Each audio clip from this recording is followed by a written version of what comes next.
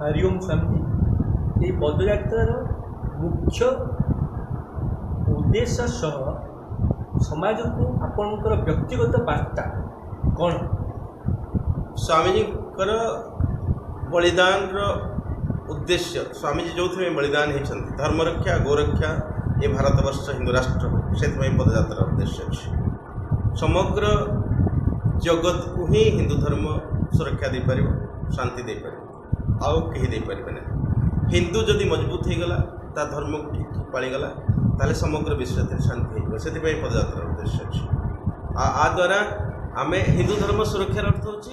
पितामाता को पालिबा सुरक्षा देवा आंक प्रति कृतज्ञ हवा प्रकृति को सुरक्षा देवा आ कृतज्ञ हवा ये हूँ धर्म रक्षा ऋषि मान प्रति कृतज्ञ हवा ये हूँ धर्म रक्षा से शास्त्र अध्ययन अध्यापन प्रचार प्रसार ये हूँ धर्मयात्रा उद्देश्य।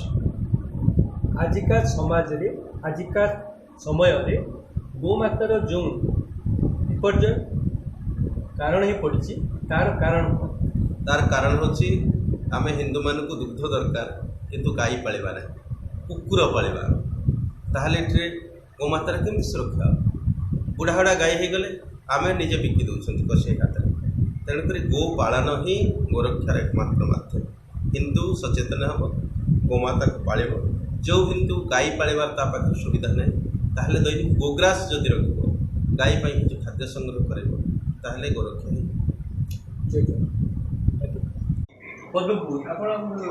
ब्रह्मचारी मैंने